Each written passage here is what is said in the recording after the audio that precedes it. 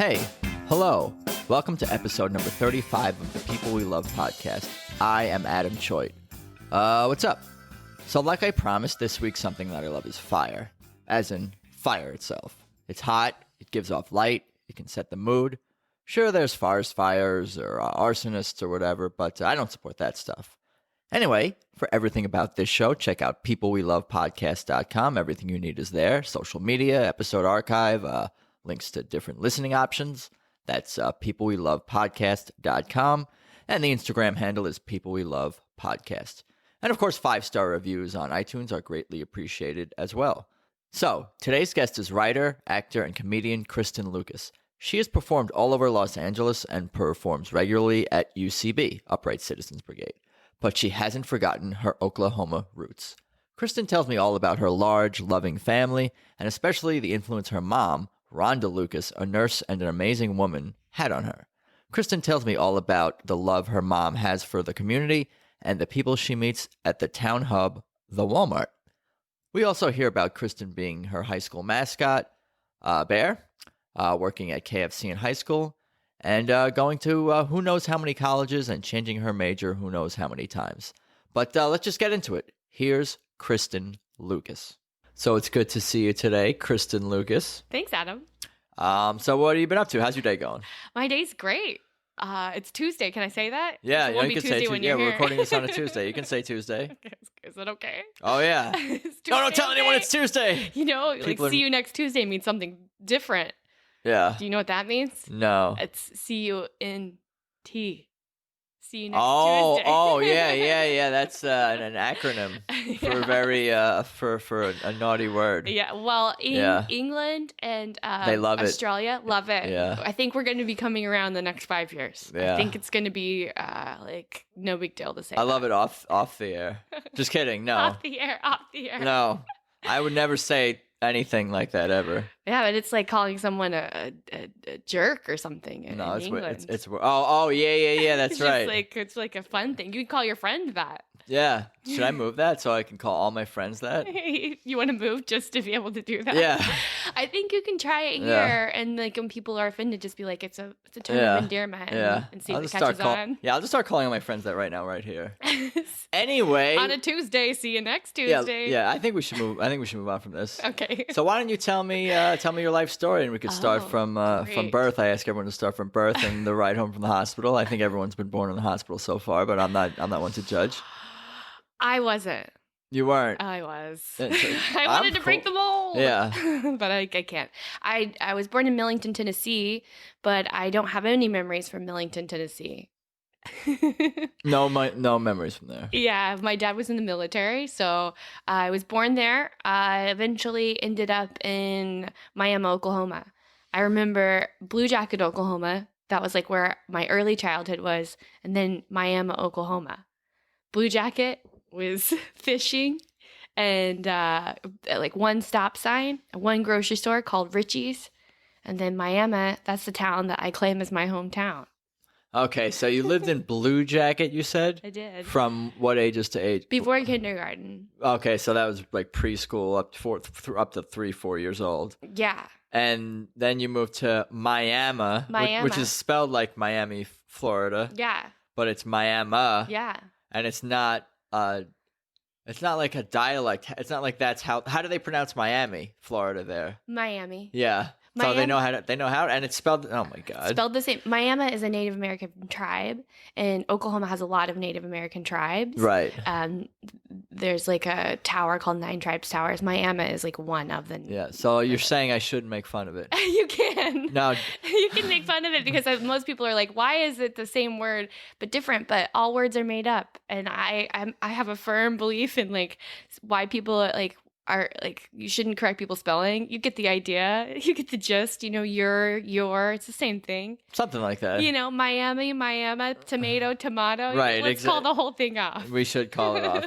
So why don't you tell me about some of those, I guess, early memories of Miami or even Blue Jacket? Yeah, I'll tell you one thing. What you remember from there, even? Yeah, a childhood memory from Blue Jacket, Oklahoma. Yeah, this is preschool. This is 3, 4, whatever aged. This doesn't come out too often. You're hearing it here. Okay, I'm ready.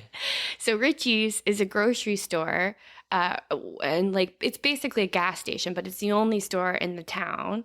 And I remember the Elvira pinball game. It's like the most epic pinball game ever in the whole history of pinball games. And very recently, I saw Elvira perform live. So it was like, I don't know. Singing? Yeah. She sings. She performs at Knott's Scary Farm, I think, every Halloween. Yeah. Just so you know, in case you want to like check her like out. The original Elvira. Did you know that she's also she's an improviser? How old She's a is this comedian. person? Timeless. Yeah. Ageless. Well, yeah, I guess because she's like not like a spirit, like one of those things, like a dead, like a she's undead. Undead. That's the word. Yeah. Yeah. Yeah. And looks amazing. Like still like all the curves and everything. Yeah. Like as if she were like a teen. But an appropriate age teen. She's quite memorable. That's probably partly also why you remember that game. If It was some so boring cool. ass pinball, you wouldn't have remembered. It said, "Don't touch me there." Oh. Whenever you hit the buttons. I gotta go to where is this game? I don't know. We should try to find it because there's all sorts of like arcade bar stuff around. So Yeah, it's got to be somewhere. Yeah, I think it's in Blue Jacket, Oklahoma. I don't know if it's still there. I would be amazed if it was. How far is Blue Jacket from Miami? Maybe 8-minute drive. Okay. 10, I'm guessing.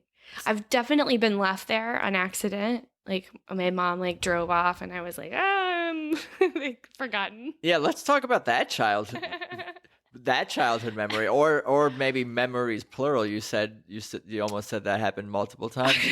Why are people forget? You said first of all you have 4 brothers. You said you were telling me. I have 4 brothers. Is that why people are forgetting you? If that has to be. Oh. Or was it on purpose? She was a young mom. Maybe she was just needing a little break. Took a drive around the block, came back. Probably just forgot. It wasn't done on purpose. So you have 2. Oh well, how old your brothers are? Older, younger? Mix.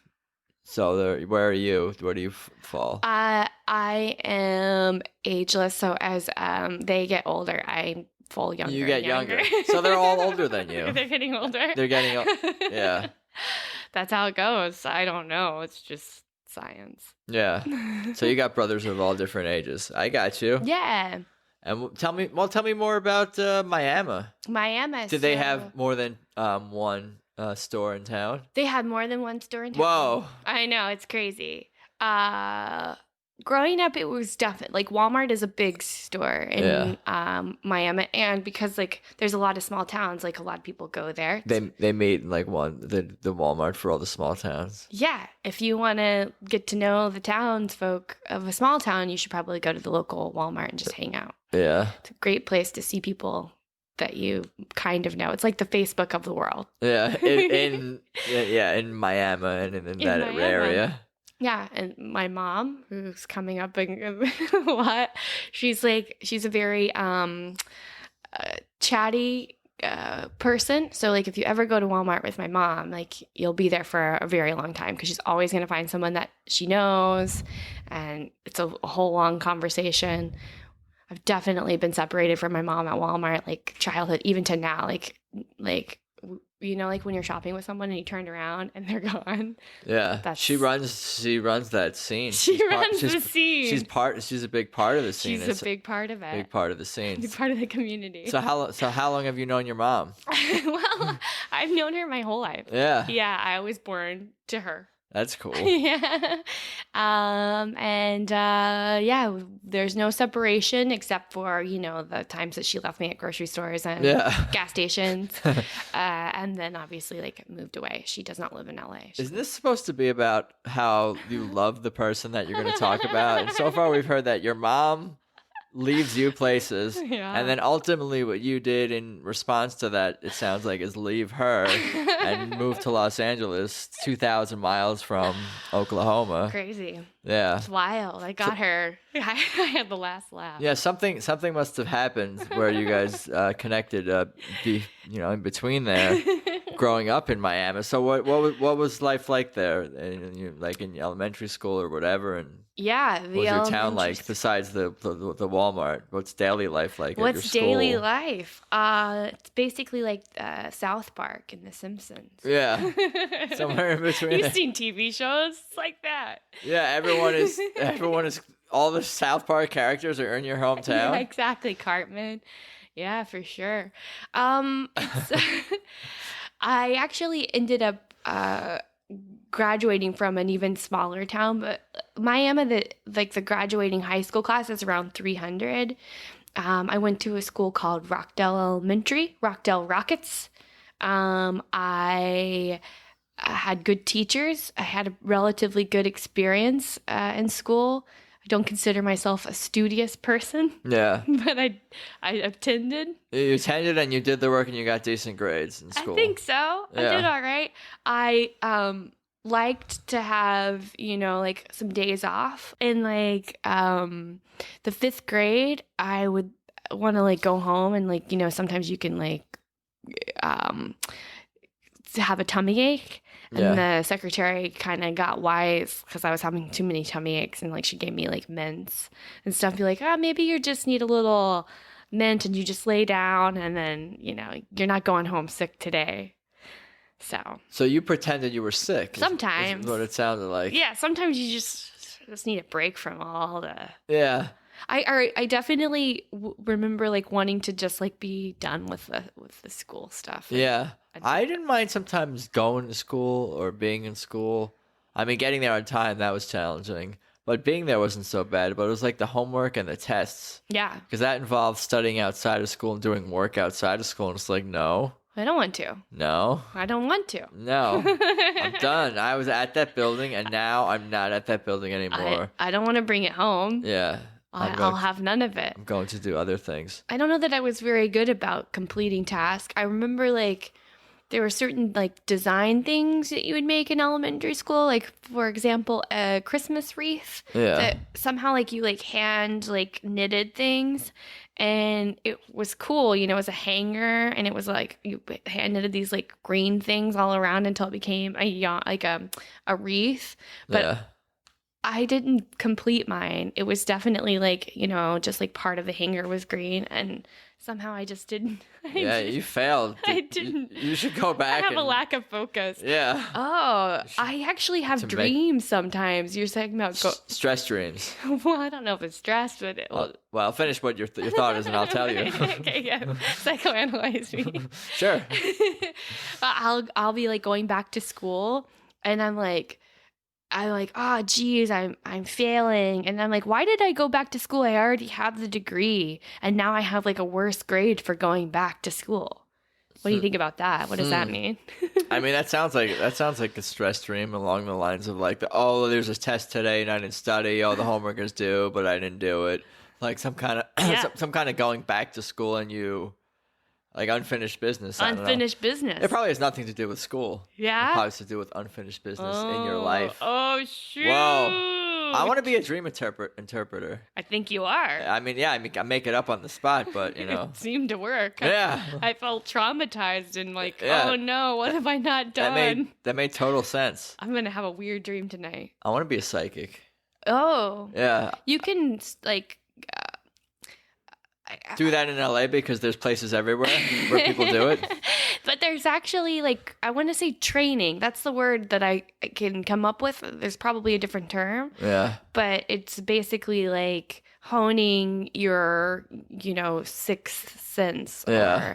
I was actually having a discussion recently about how, before man developed language, there is a theory that maybe we were more intuitive in earlier times because we didn't have language. Yeah. So there was like a way to communicate without words. Yeah. I grunt and then people understand what I'm saying. Is that true? Yeah. No.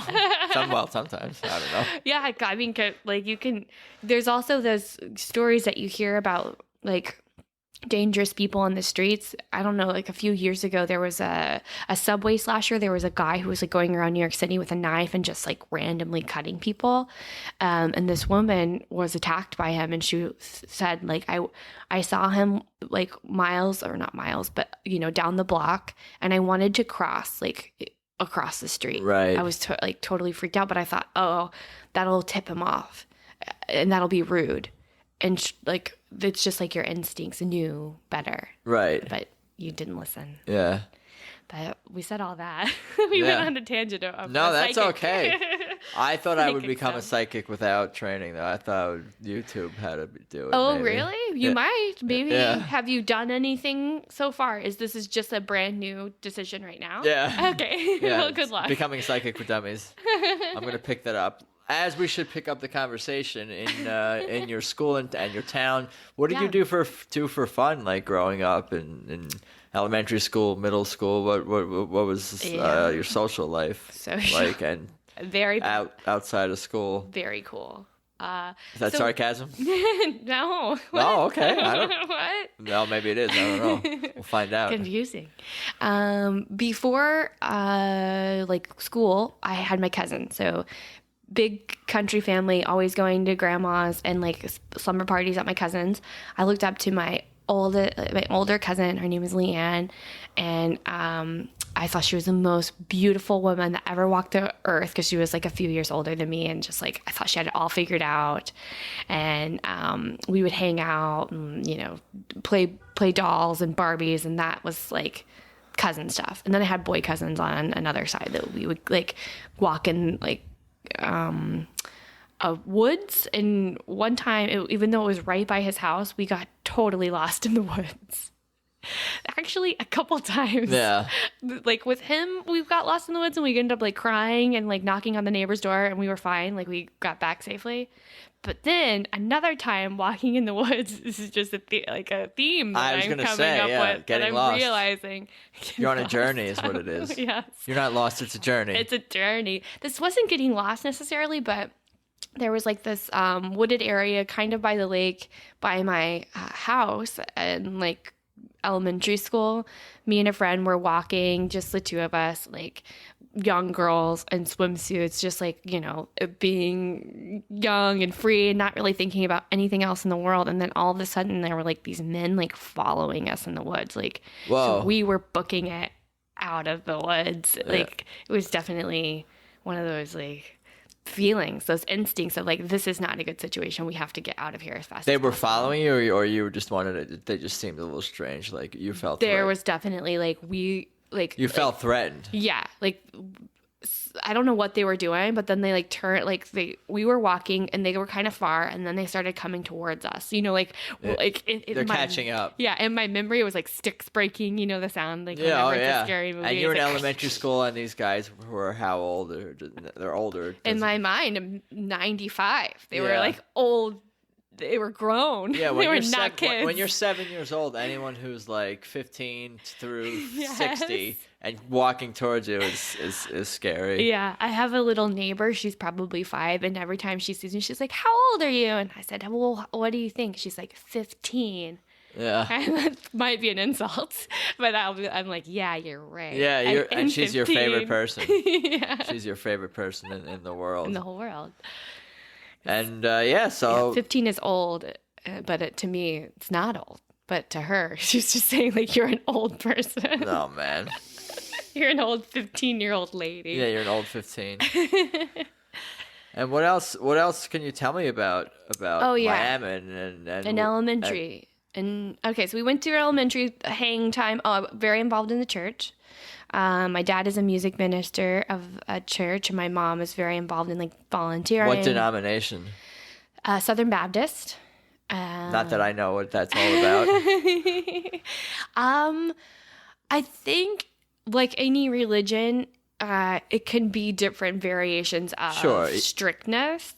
Like the letter of the church law would be like no dancing. Like I took ballet classes like right next door to the church, so our church didn't really think that way, but yeah, people would tease like you can't have a dancing foot and a praying knee. That's a saying. Yeah.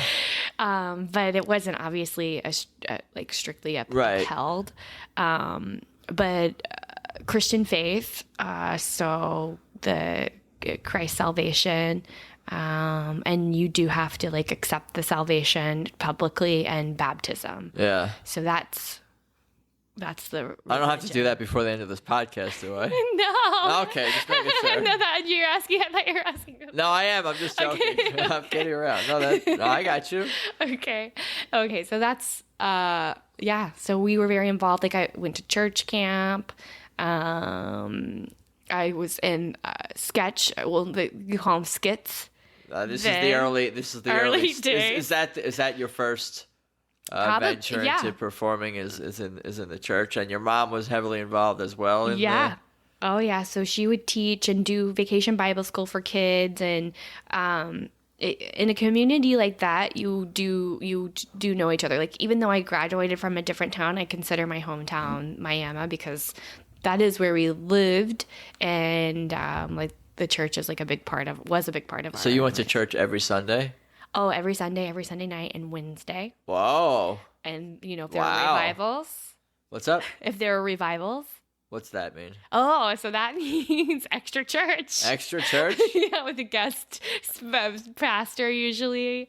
Yeah, so I was. How many people were in like the congregation would attend these services? That's a great question. I would say if 100 would be a lot.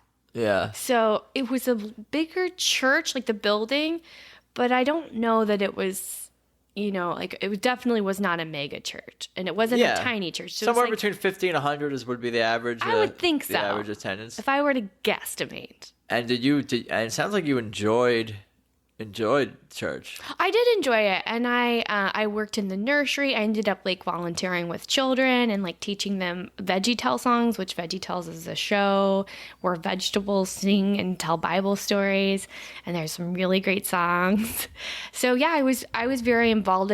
I have moved away from it as time has gone on. Well, you literally moved away as well. I literally moved away. So there's that.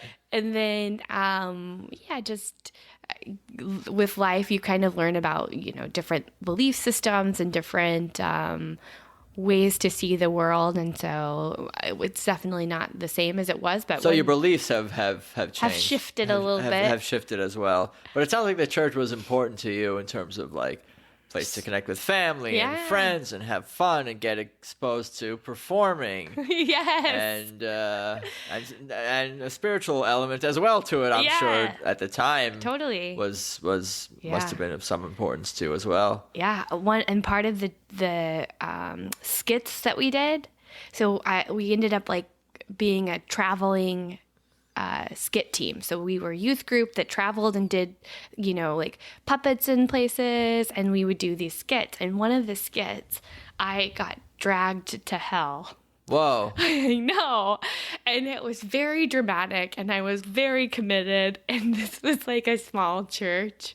And I just remember that when I got dragged out, that people laughed. They laughed because it was funny. I think because it was uncomfortable. Uncomfortable laughter. It was like... How old were you? Like teen. Teen. I was in the youth group. Was it traumatizing to be laughed at, I don't remember. I just remember that the person who was like running it was like, I think that they were like aware that could be, that could hurt. I don't remember. Now I think back of it and I'm like, oh, that would be weird to see like the skit was like pretty melodramatic. Yeah, it sounds so. And like, if you're not like normally going to church and like this stuff is like not something that you're seeing and you're like there for like a special event and this is what it would be, you would have a response and probably laughter would be the response. Yeah. So it was natural. I think natural so. reaction for given the circumstances. So the church was part of your life really going up through middle school, high school, and all that? Yeah, that's true. And then when you denounced the church, how did your parents react to that? It wasn't anything like that. It wasn't dramatic like that? It wasn't dramatic. I'm trying to put words into your mouth. Yeah, I know. It makes for a better story. Yeah. But we kind of, went away from it really as a family, not like just, life changes and priorities change. Sure. And obviously when I went to college, I wasn't even looking for that. I went through a time of like, do I believe in a God, or what's happening after here? And then I'm like, I don't believe in love, and I don't believe in, and anything. And now I'm more of like, there's definitely something. I don't have the answers. I'm looking for them. I just believe that my soul needs food, and that I try to feed it in whatever way that I can. Yeah. Like if it's a meditation, if it's volunteering, if it's going to like different churches, I try to learn as much as possible, and that's... Be open. Yeah. I gotcha. So I guess, what about going through high school? You said you were still part of the church, but were you performing... And what were you interested again, like as far as like what were your interests throughout high school? Performing? Was it performing or anything like that? I did. I was in a small school, so the arts program was plays after hours. So it was like extracurricular. You had to like give up your time after school. And I also worked like from the time I was 15 and a half. So I always had a job. But I like the first couple times. Okay, so in junior high, I auditioned for the school was junior high to high school. I auditioned for the play, and I was the only 7th grader that made the play. Yeah, it's like making varsity. Yeah. So there were 2 plays that we did, Peril at Pumpernickel Pass and Hee Haw Hayride. I don't remember any other of the names, but... This was a public school. Public school. Public school. Yeah. Not a church affiliated school. So they would do all sorts of plays, including whatever the hell you just said. Those 2, I remember for sure. Yeah. So yeah, it was good to be picked to be in the theater. I was a mascot, so that was like some sort of performance. It was really fun to like put on a costume and dance around. That was really fun. And then like my senior year, they got a new cheerleading coach. She was very much the type of teacher that wanted to be cool. They got a cheerleading coach? New cheerleading coach, yeah. And you were a cheerleader as well. Mascot. Oh, the mascot for the like the football team, football, basketball. What was the mascot? A bear. A bear, and you were in a full bear suit? I was in a full bear suit, except... Could people see your face? No. But they could see my hands. Yeah. Because somewhere the gloves got lost. So my hands were like sticking out. It was human hands in a whole bear costume with even bare feet.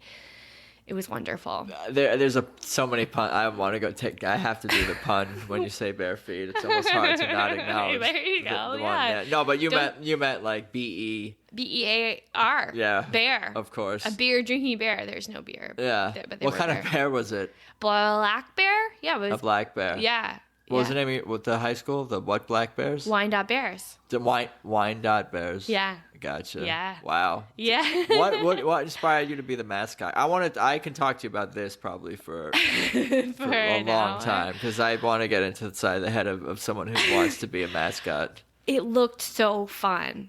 I just thought, and I had seen people do it, but I'm like, I could really be the mascot. And I can imagine you being a mascot. Like if someone asked me before even interviewing you, Kristen Lucas, you think she's got what it takes to be a sports mascot? I'd be like, oh yeah. Enthusiasm. Thank you. I probably should have pursued it as a career path, because I think you can make a really good salary. Yeah. But I can't do any flips or anything. Oh no, you don't have to do that. You just need to antagonize people in the stands. Yeah, and on the opposing side. Man, the local papers, they loved me. I can show you some articles. I mean, maybe I'd have to dig them up. Oh, you said local papers. For some reason, I thought you said global papers. I was like, what? Global papers. Global stories. Okay, so what kind of things did you do when you were in that costume? Danced my heart out, and I danced like everyone was watching. I had a few fans, and that were very proud that I was the mascot. So people knew who was under the bear suit? Some mixed. Some. Yeah. I mean, I wasn't going to be taking my head off in front of the people. Yeah, did they assume that it was a dude under there? I think sometimes Because like, they would if treat you don't you- know me. Yeah, if they don't, because I feel like people go up to, hey man, and like shove Yeah. you. But if they knew like it was you under, then they'd be like, They would do it they might still. treat, yeah, they would do it. Yeah, they'd push you harder. They would No, do that's it not even- nice. Yeah. People are mean. There's something about that thing. It's a barrier because you don't see them. Yeah, It's like it's like dehumanizing, and people who would, like, especially kids, they would be like kind of ornery. And one guy, it wasn't on purpose, but this was another time I got laughed at. Is a basketball player threw a ball from the opposing team, Yeah. right? And I can't see, like I have a little Yeah. mouth, and I'm looking at him. sounds like a nightmare under there. It was great. I loved it, but it was hot and sweaty, and I was just like, oh, it's like a sauna in here. I'm getting such a great workout from these dances. So positive. So I'm in my little like mouth is basketball. So like I'm like doing my thing on the sidelines, and the opposing team like throws a ball trying to make it obviously into the basketball goal. It Yeah. misses and like hits my head and spins my head around in like 3 circles. Yeah. And oh man. yeah, it was great for their team. And He didn't like, get it in the basketball goal. yeah, but he The hoop. scored even way better because he hit the opposing team's mascot. And was this on their home floor or your team's home floor? I can't remember if it was. It was either on their home floor or it was a tournament. So okay, neutral, either way, it wasn't. neutral, yeah. It wasn't our. Because on their, if it was turf. their home floor, their whole crowd probably would have enjoyed that. Yeah. that Oh more. yeah. I think they did. What did your mother think of you being a mascot? Oh, she loved it. She liked to see you, or did she just like I can't watch this, but I'm supportive of this, or Yeah, what was her? she So it was funny. Yeah, I was good. I was a good mascot. I was yeah, there was nothing to be ashamed of. Yeah, no, I'm not saying there was. Except the one thing that happened though is when like towards the end, like it was very fun while it was really fun, but towards the end, when the cheerleading coach came on, who was like a teacher who was like, I just want to be cool, and I used to be a cheerleader, and like something isn't right in her life that she's like wanting to be cool in like a high school as an adult teacher. Right. Yeah. So she didn't like me. She didn't like the mascot thing. She just like was like, I was an eyesore, me and my bare hands that weren't bare hands. They were human bare hands. She was not nice to me. Like, she mean girled me about a scholarship that I got. I won like an essay scholarship, and she was like, one of the teachers was like, oh, that's so awesome. Congratulations. It was a small amount. And she was like, oh, that can like buy you some books. What? Oh man. Yeah, I don't know why she didn't like me. And so obviously like that made it not fun. And she would like try to like, push me like to the side and like make it like, like really not fun. Yeah. Yeah. So it's like, I'm kind of over it. And I can, instead of like not making any money, I can go and like work a shift at wherever I was working. And like, She forced you out. she forced me out, man. What But do we- I was just, I had fun with it. When I had fun with it, it was over. And I was like, Mom, I don't want to do this anymore. And she's like, you committed. When you make a commitment, What you the hell? stand to you do it. And I was just like, and I think my dad was like, she doesn't want to do it. Like, it's, What? I have a couple of questions. What Yeah. was the reaction like when you stepped down from your position as bear the town, bear mascot? the town had a memorial. A memorial.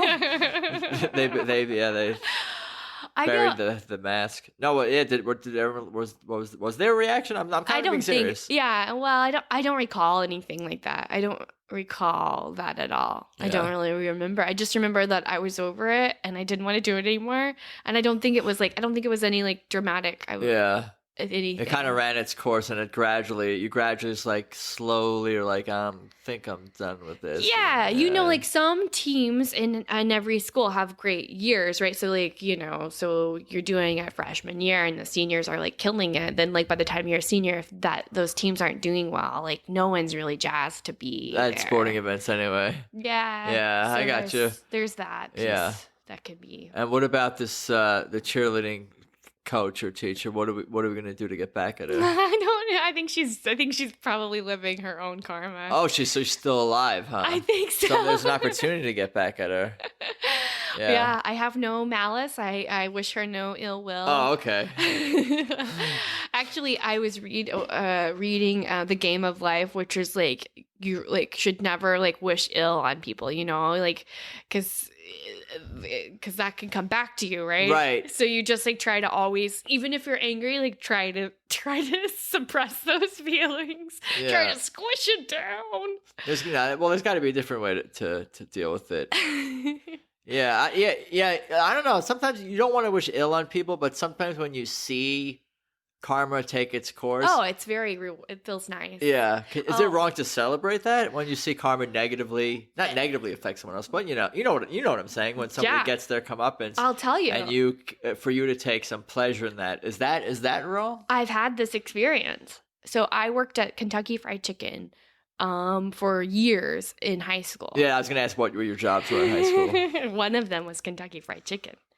And it's a hard job, really greasy, and people were so mean to me. Like I would just like break down crying because like they would be so mad because they didn't have like breast on the bar and it was understaffed. It was like me and I was like barely 100 pounds, like doing like 20 pounds of chicken, like trying to deep fry it because someone, you know, had called out or something. And it's like people that had went on and, you know, they were 55 and older, which is funny to think that 55 is like senior citizen, but sometimes it is. Yeah, some places consider and you get 10% discount and they were cranky if their chicken didn't go well. Anyway, so this was another situation. I had a boss there, super cool boss. That boss left. New boss came in. She was not cool at all. Very not nice. Didn't like me. That's okay. I'm not everyone's cup of tea. And I had requested off for something, probably a church camp. Who knows what I was doing? But I wasn't going to be at work. And she fired me because I had requested off, but it was like with a different manager. And basically she didn't want me to work there. So she fired me. It was fine. I got another job. But guess what's not in town anymore? Kentucky Fried Chicken.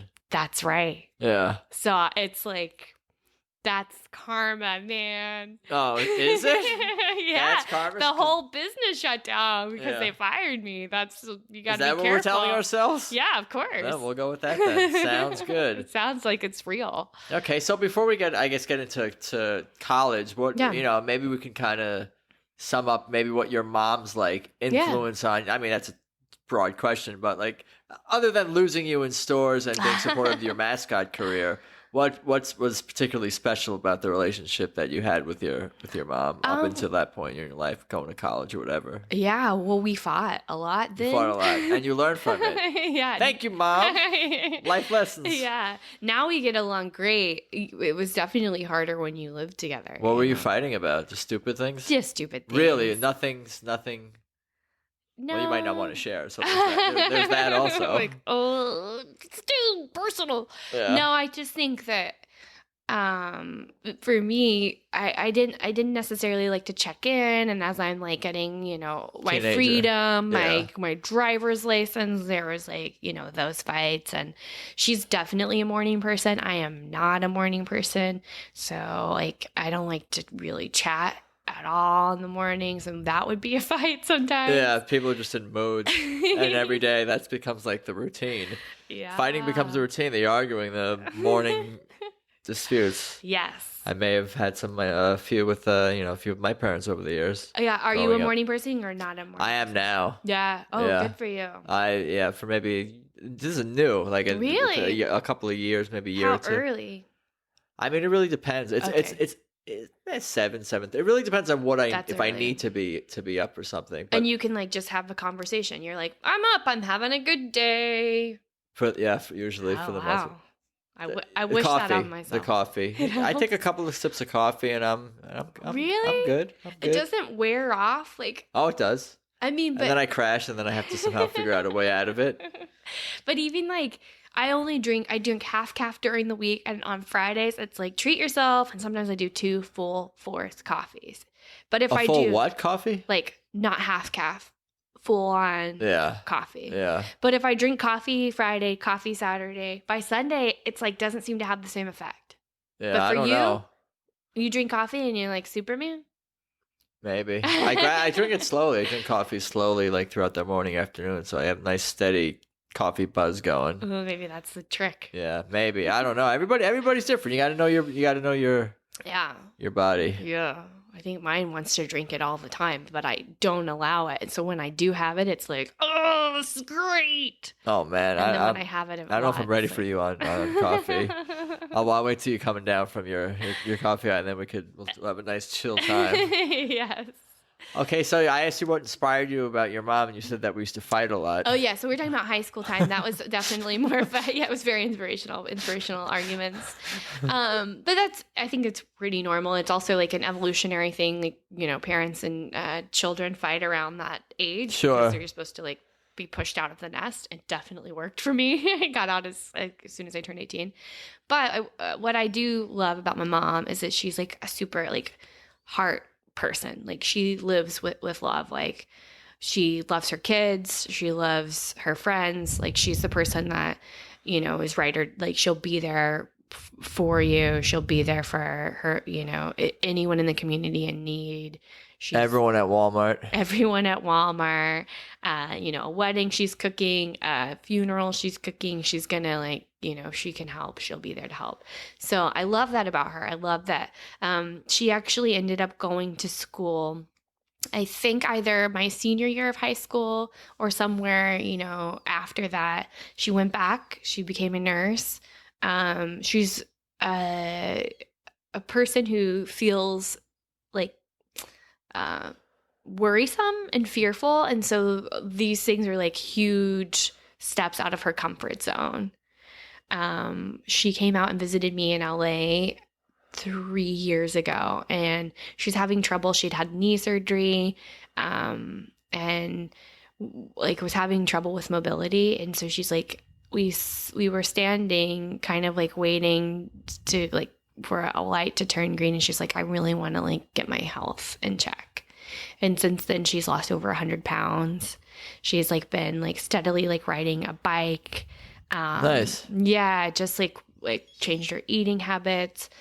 She's definitely a person that if she does make up her mind to do something, it's going to get done.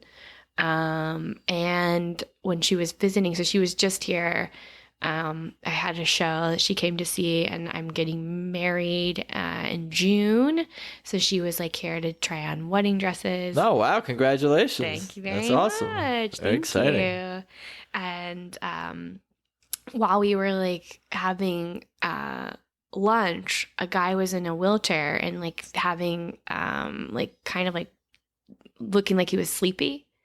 And the people that were with him were like talking to the valet, like, hey, we really need to get the car. There's an emergency. Anyway, the guy ends up like going into like a diabetic shock, and he's sweating and he's convulsing. And so my mom's there. She's like, I thought this was like the most superhero moment, right? She's like, can I help you? I'm a nurse. Yeah, it's awesome. And so she was there and like kind of like talked them through and got the ambulance and was trying to get his blood sugar up and just like keeping him alert until the ambulance came. So things like that you're just like, wow, that's pretty cool. Wow, that's quite something. All of that. Amazing.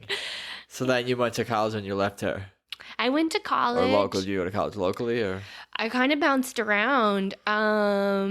It's definitely knowing that you like acting and then like really believing that it could be a career, something like still today that I'm like, okay, it can be a career. It can really be a career. But like there's a community college in my community. It's a good place for it. Yes, they're in a lot of communities. I started there, and I was a theater major at first. I got a small scholarship for theater, and then was like, oh, I'm gonna switch and do theater minor. I remember thinking like, I think I'll be happy if I can wear like high heels and carry a briefcase, whatever that is. I was like, in high school I studied dental hygiene. I thought maybe I would want to be like a surge tech or a nurse anesthetist, because I know you can make like crazy money doing that. I job shadowed a surge tech and like passed out because of the smell. So like when you cut into a human body, if you're not used to that, it's not like a disgusting smell. It's just like there are potent. there are things that are just like gases that release. Ooh. It's not a bad smell, but it is like, because I was like, nothing smelled. I don't remember being grossed out. It wasn't like a bloody mess or anything, but I was just like on like an uncomfortable smell. They took me out of the room and they're like, yeah, like kind of like the first time, make sure you have a hearty breakfast. Yeah. The first time you smell that, whatever it is, it can knock you out. So damn. Yeah. So I was still like trying to figure out, like, do I want to do dental hygiene? I'm not really strong in math or science. Oh God.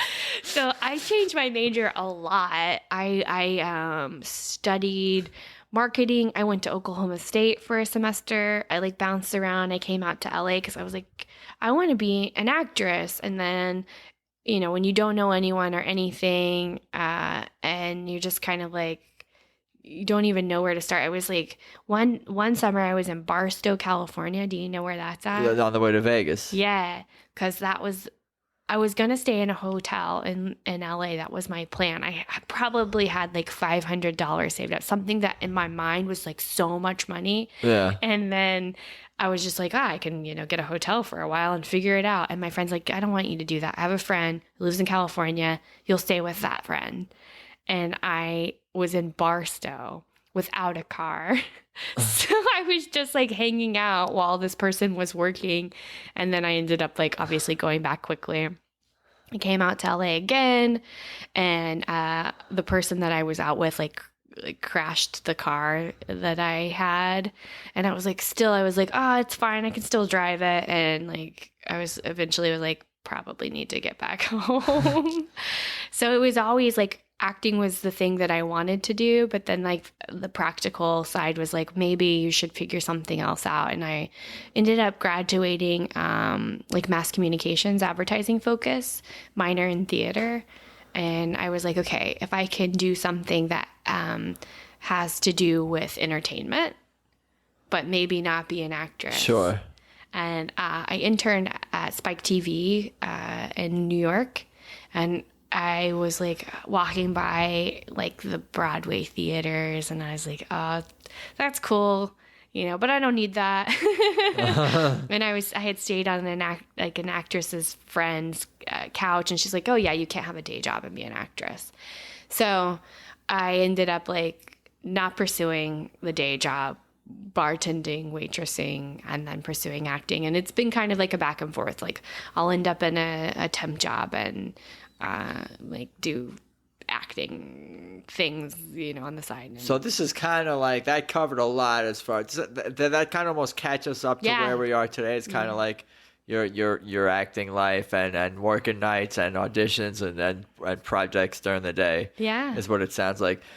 Just going back a little bit, what did your mom and your family and your people and everyone think when you were kind of really sounded like you were a little bit all over the place, especially going through college and going through all these different colleges and switching majors and trying to figure out what you want, which is perfectly normal. Plenty of people still trying to figure it out. Yeah. Most people don't even figure out what the hell what to do with their lives, I guess. But what did your mom think when you kept be like, no, I want to do this, I want to do that, I want to go there, no, I want to go here? Yeah, they're like super supportive of everything. I'm actually the only child in the family that has a college degree.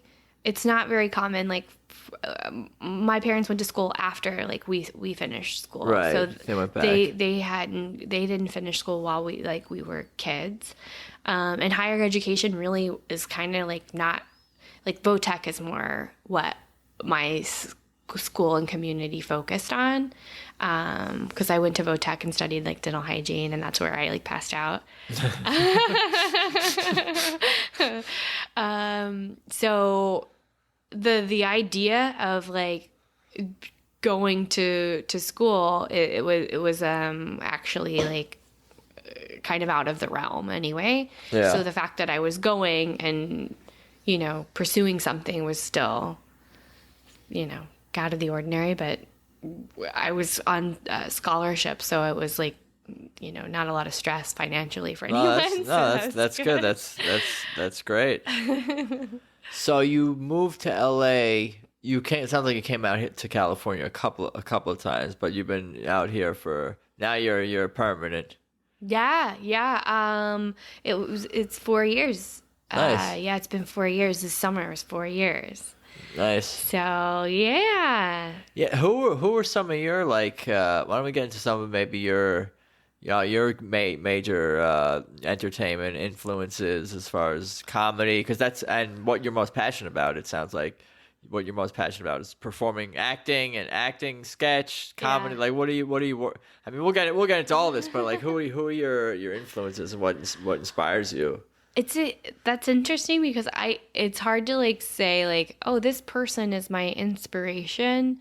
Like I've liked Saturday Night Live. Yeah. That's where it was like when I was in New York, kind of like bumbling my way through things. I'm like, where do like I like Saturday Night Live, that'd be cool. And then people were like, well, you have to go to UCB. That's where like you learn comedy. Yeah. And I was thinking like, oh, improv, that's whose line is it anyway, which is a totally different style than what UCB actually teaches. Sure. I basically admire anyone who like creates their content. So I love Tina Fey. I love Oprah because like she's built an empire. Judd Apatow, who like writes and creates like really great television and film. And then there's Gilda Radner, who's like an original female comedian. Sure. Who's like, out there, the first batch of SNL. I think you're picking all good people who've achieved some pretty good success here. Yeah. For sure. Yeah. What about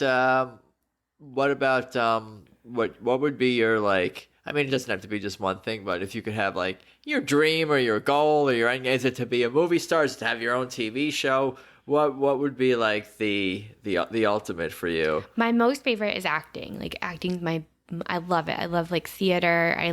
That's like my first love was theater. I love like a great play. Obviously to be in like an iconic film would be fantastic. Yeah. But where I'm driving towards is something that more along the lines of like a Tina Fey situation of creating my own things. So like I've written plays, and I am Kirsten Porter, who's been on the show, and I are comedy buddies. We are working on a series right now. I have the comedy troupe Pinup Squirrels. That's like sketch and improv. So it's just creating opportunities for things that could be television shows, could be film, could be plays.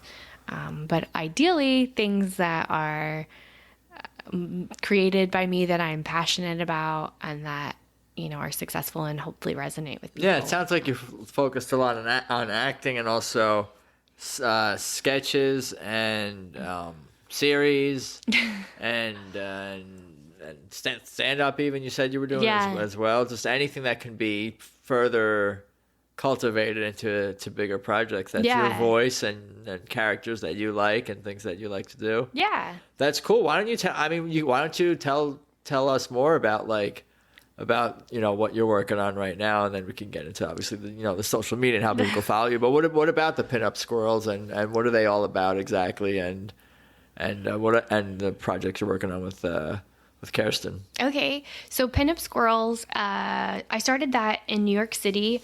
I was a part of a theater company in New York and was also taking classes at Upright Citizens Brigade, and I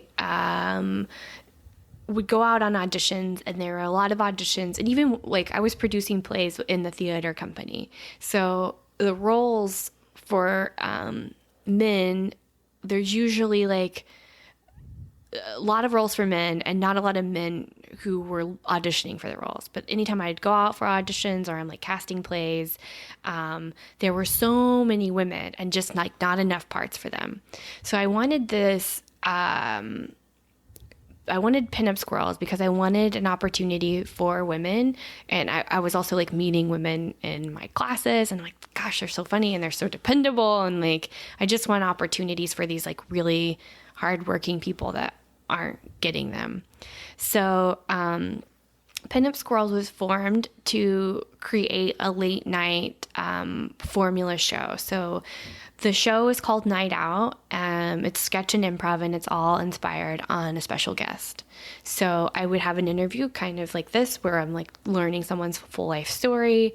I record that. We take pieces of that interview, use that to inspire sketch. So like we will show clips of the interview, then you see the sketch, and then we have the guest out live, talk to them, then we do improv based on their life. So it's a whole show, and it's always, original.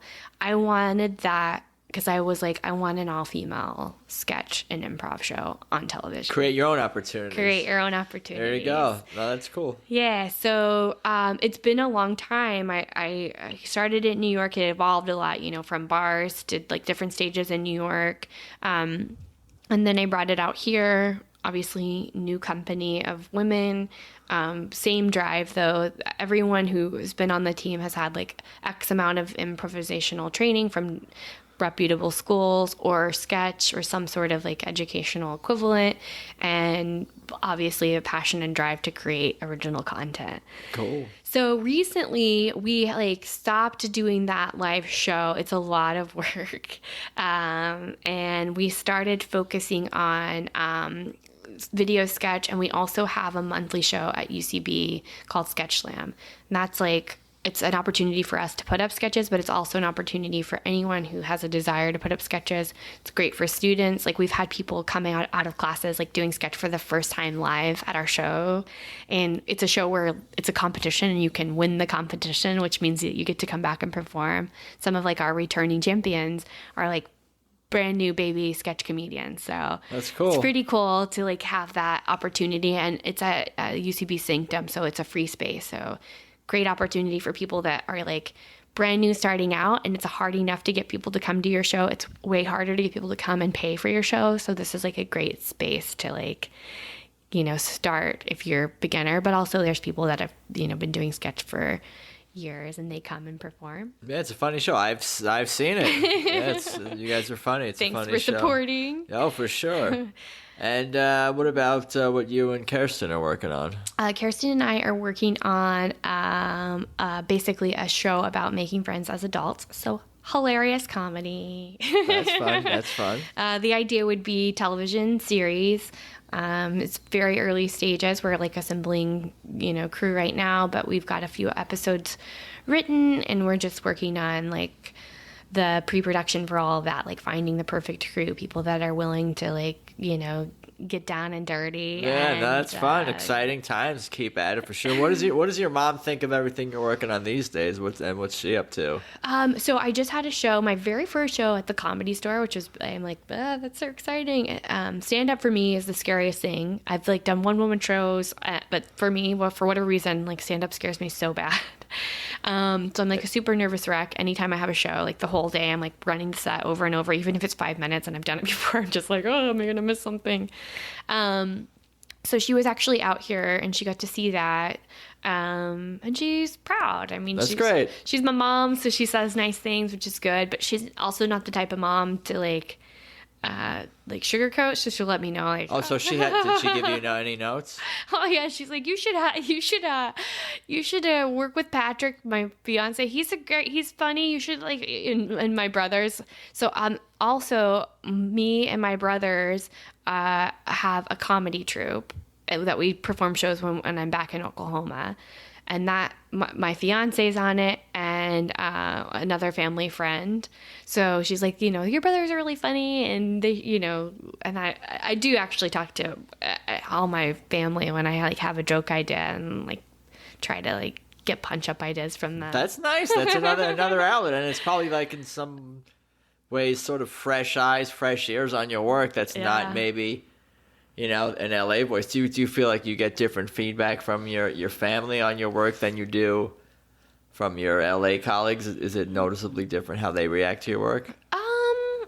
Not noticeably. It definitely is interesting. Like the first time I put up a stand-up video, I definitely got a lot of support from, my Oklahomies, which is nice. Like whenever we do the show in Miami, it's the Wu-Tang Clan show, we did it at a local casino and it sells out. So it's like super nice to have The that. Wu-Tang Clan? Yeah. Is that what you just said? I'm just Yeah. making sure I'm hearing that correctly. Yeah. So it's nice to have like a community that supports that. It's pretty nice to have because in LA there's such saturation. Are you from LA? Not from New York originally, but I've been in LA a long time. Yeah. Okay. So if you're in this industry, like there's so many people that are performing that you kind of it's just so much. Like you're getting invited to a lot of shows and you're hearing about people's new video, and it's hard to like stand support out everything. or support. Yeah, stand out and support other people. Yeah. So It's just only so many hours in a day. yeah, exactly. So it depends on what it is, but every now and then I'll see like with videos I'll get more shares like from Oklahoma and that area. Nice. Take the support wherever you can get it. I'll take it from anyone and anywhere. Sounds good. Well, it sounds like you got a lot of irons on the fire for sure. You're working on a lot of things, keeping at it. I appreciate your time for sure. Why don't you tell everybody one more time where they can find you, follow you, follow everything you're working on, and any shows upcoming. Okay. I'm going to probably today's Tuesday. I plan on putting this out this Sunday, so anything into next week you want to promote, that sounds good. Tell people where to find you and whatnot. The floor is yours. Okay, so online I'm at Kristen, KRIS10 LUCAS, at the Kristen Lucas. Is that challenging? I don't know. So that's like where you can find all my personal shows. And then the Pinup Squirrels are at the Pinup Squirrels. And this is Instagram? Instagram, Twitter, and Facebook. All of them have pages.